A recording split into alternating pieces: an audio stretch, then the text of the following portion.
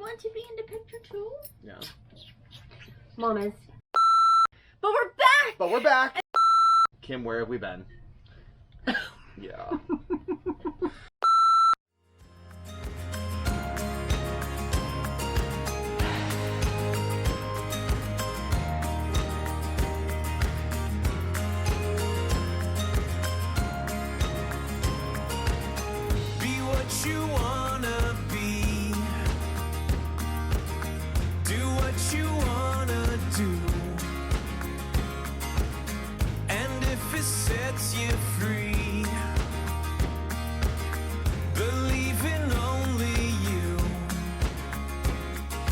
Yesterday is gone, forget about tomorrow and the ceilings you see right through.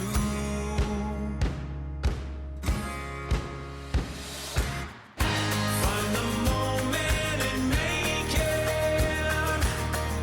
Write your headline and raise it to the sky. No one else can create it. Take your banner and raise it to the sky.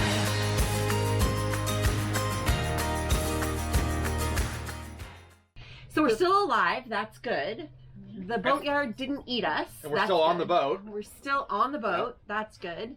You'll notice that we're one crew member short, which is good, but not good at the same time. Madison has decided that she needs to begin her journey, and her journey is not on the boat, which is totally cool and absolutely okay, and we are very excited for her. But she has decided that she's going to move to Texas, and she is going to start her future with her boyfriend Hunter, which you saw in one of the previous videos. And they've been friends for a very long time, and they are doing great. So she's in Texas, and she's going to visit and be in and out, and of course we'll keep you updated on what's happening with her. For right now, she's getting settled. She got started with a new job. She's looking at going back to school. So a lot of exciting things happening for her, and we'll keep you posted along the way. But in the meantime, Ty and Sid and Stella and I are finally, after 349 agonizing days, we're finally On the water! So, what's been going on?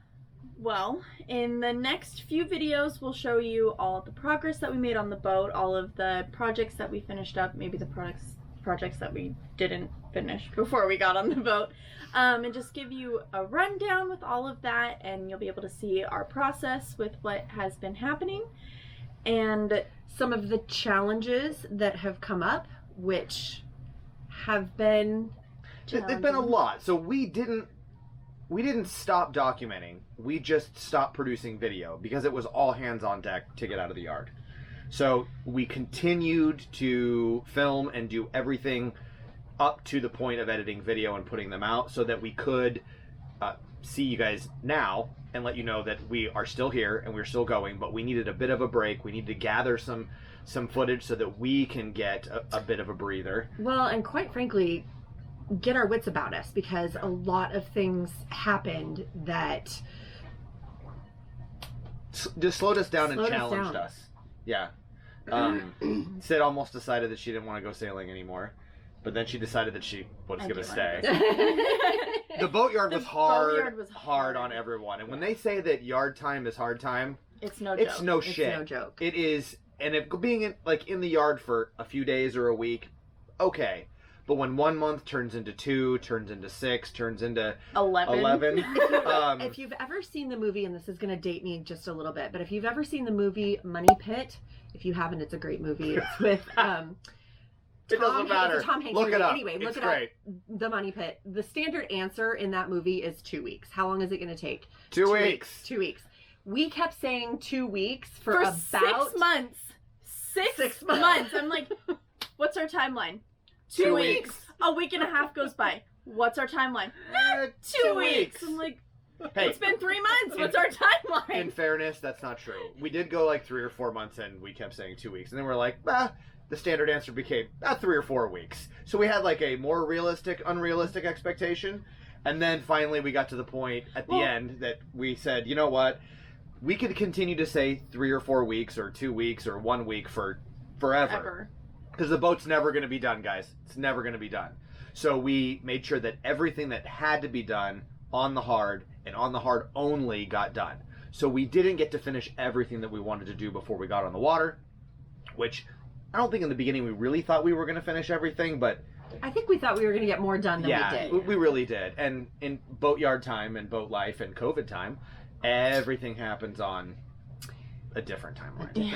Yeah. So what's coming up? What do you get to see? So we have, of Lots course, of exciting stuff. 2 months went by between when the boat fell on us in the accident from the microburst and in the boatyard, and when we finally got the go-ahead from the insurance company to actually start the work to get the boat back in order from that accident. So during that 2-month period of time, we kind of sat around and we're like, well, what are we going to do? We still worked on the boat. But there were just projects that we couldn't do Correct. because of the damage. We had to wait for insurance. It was tied into that whole insurance approval process. So in the meantime, we didn't sit idle, but we decided to take on projects that we weren't maybe going to do at that particular time because, well, it was less of a priority and we wanted to get back on the water. You know, the battery, solar, all that stuff was super critical. The galley refit, all of that was super, super critical. But we weren't sure that we were going to, like, paint the hulls. Yeah, we were going to do a 2-step. We were going to get batteries and all the stuff you guys have seen, plus a little bit more done. But we were planning on leaving before the boat fell on us. So we were still kind of scrambling on what are we going to do? Are we going to be stuck here? COVID's happening. And then we thought, okay, we're going to get X amount of stuff done, kind of half, then go sail. Maybe she wouldn't be pretty everywhere, right, and she might have some primer or what have you, but we'd be sailing. We'd be sailing, right? And then, like Kim said, we got stuck. So we thought maybe we should reassess, and since we're going to be here anyway, add a few more projects in while we were waiting. And let me tell you, there was some fun stuff that happened between then and now. We were some surprises that are coming, but we handled them in stride along with living in the yard, and everyone, I think we all made it out alive, obviously. But there is some really cool stuff that we're going to show you and share with you that we didn't know that we had, and didn't know that those projects and those discoveries were going to be part of our journey. So this is where we need to have a little chat, a little heart to heart, because we thought that we got this great deal on this boat, which we did, and we love our boat, and we are so happy that it's our home. And we knew that she was in the BVIs during Irma, and the survey showed that, okay, there were these spots that there was damage, but they fixed it. And then originally it was a little bit of fairing and paint. And then when we did survey, in fairness, we did hear some small delaminations here and there. Right. From where the dock rash was. And we had assumed that it was more so because of the repairs that were done. They just weren't done very well. Yeah. So we figured, based on where the sounding was happening, we figured that we would be... All right, back now that there's a new battery in, you can finish saying what you were saying. From the sounding of the hull, you take a hammer basically, and we actually have one from Coors Tech in Colorado, which is very cool. Anyway, sounding the side of the boat, you can actually hear the delamination. Where we were hearing it was the area in which there were repairs that had been done in the BVIs after Irma. We knew about them. It was not that big of a deal. It wasn't something at the time when we purchased the boat that we figured was going to be cause for concern or problematic. It surveyed, and we knew in the survey that there were places that we should tend to, but it wasn't something that was going to keep us from sailing. In fact, one of the comments that the surveyor said was, wow, this came out of Irma. This is a really great boat. So yeah, she's a solid boat, and we thought, not to get into the technical stuff, but we thought the delamination was just that it had gotten hit, and that most likely we had to replace the outer fiberglass on the lamination. So not that we were going to have to get in and like do major work on the boat. But so anyway, the long and short of it basically is that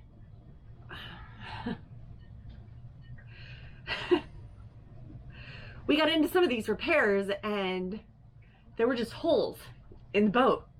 They Big turned ones. out to be much more significant than we thought they were going to be. So we're going to take you along some of that journey and some of that. Unfortunately, that part of the process we were a little overwhelmed by. So we did take a little bit of video and we did do a lot of still photography just so that we had documentation along the way. But we weren't as diligent about the actual video footage. So we're still going to tell the story and we're still going to share it with you guys. It just won't be quite as... It was shocking. It was more gut-wrenching. than we expected. And it's our home. Yeah, and I did all of the fiberglass repair, and I started on what I thought was the hardest part, and it turned out to be the easiest part. Now, when Kim says there was holes in the boat, It wasn't all the way through. no, it wasn't like you were crawling through the boat. No. But when you see a boat and then she's pretty and shiny and whatever color she is, there's a lot to that structural integrity and what it takes to bring that finish back so that when you make a repair, which a lot of boats, I mean, we saw tons of boats come into the yard, they could run into docks, Ran into shipping containers. shooting the the nose of ocean. the boat off. Yeah. You can repair just about everything. Yep. And this boat didn't have anything that was beyond repair by any stretch of the imagination. But For us, it was still really But we didn't know that at the gut-wrenching. time. It was gut-wrenching. And you're like, okay, we're gonna go on this big family adventure. We're gonna buy this boat. We're gonna refit it. We're gonna go out and do this stuff. And then you get stuck in the yard. And then you're like, oh shit, what happened to my boat? And then you're just there. You're stuck. And then you have a boat fall on you. So there was a lot of stuff that kind of came down on us, no pun intended, that we were trying to deal with. So all that coming to a culmination, we decided, you know what? We need to take care of us and our home and the boat. Let's still document what we're doing, but let's just take a break. And so now where we're going to go is we have got videos that are going to be coming out. We are going to explore the damage and how we repaired it and what we did to get her to where she's at right now and our painting adventures. yes. The painting. Oh my gosh. I'm never painting this boat ever again. I refuse. Every time So- she says that, we have to paint it again. Yeah. So she just Not put the good. juju out Yeah, there. not good. So in our 349 days on the hard, we got to fix the boat, but we also got a lot of other benefits out of it. And Hold on one second. Revisit why 349 days. So it was COVID, then it was the accident, then we had 2 months to wait until the insurance company yeah, gave us the blessing to even start work. and then 3 months for a crossbeam to show up. 3 months for a crossbeam. Well, for 2 crossbeams to show yeah, up. that's a whole nother story. That's a video. Then there was the epically wet rain in Florida that 2 tropical storms. and 2 tropical storms. Hurricanes. I think they were technically Isaias tropical and- storms. And Etta. Ada. Etta, Etta. whatever. Ada. Anyway, ETA. dodging rain. Changed our ETA. Yeah.